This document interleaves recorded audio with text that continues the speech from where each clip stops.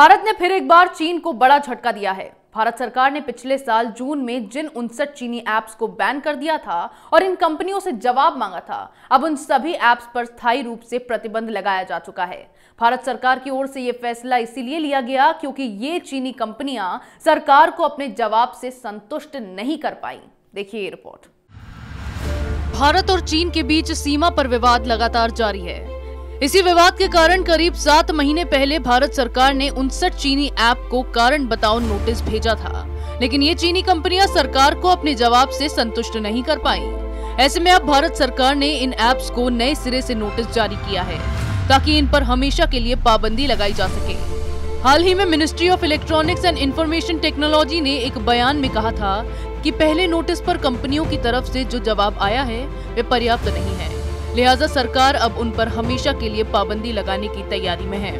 दरअसल सरकार ने पिछले साल जून में 59 चाइनीज ऐप्स पर रोक लगाई थी। सरकार ने जिन कंपनियों पर रोक लगाई उनमें TikTok, hello app, WeChat, Alibaba की यूएस ब्राउजर और UC news, Shein, club factory, Likee, Bigo live, clash of kings और कैम स्कैनर जैसे ऐप शामिल हैं। इंफॉर्मेशन टेक्नोलॉजी के सेक्शन 69A के तहत इन ऐप्स को बैन किया गया था, लेकिन अब इन 59 ऐप्स पर सरकार ने पूरी तरह पाबंदी लगाने का फैसला किया है।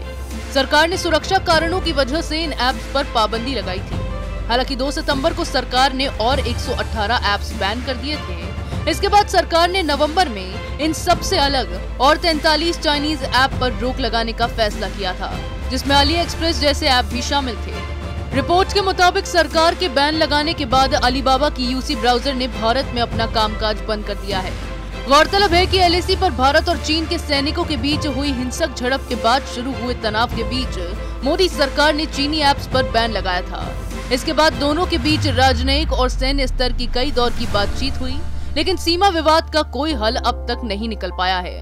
न ही ये चीनी कंपनियां भारत को अपने जवाब से संतुष्ट कर पाई हैं, जिसके बाद सरकार ने अब इन ऐप्स पर स्थायी रूप से प्रतिबंध लगाने का फैसला लिया है।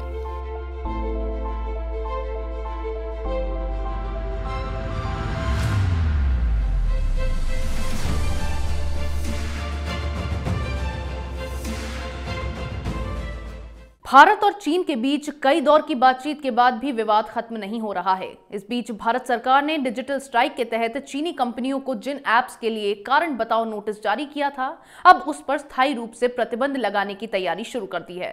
हालांकि पहले ही भारत सरकार के इस फैसले से चीन को काफी नुकसान हो चुका है और जल्द ही भारत की ओर से चीन की बाकी ऐप्स पर भी अब स्थायी रूप से प्रतिबंध लगाए जाने का फैसला लिया जाएगा। ऐसे में अब भारत के इस फैसले से खौफजदा चीन की फिर एक बार नींद उड़ गई है। इसी तरह की खबरें मैं आपके लिए लाती रहूंगी, तब तक के लिए बने रहिए हमारे साथ।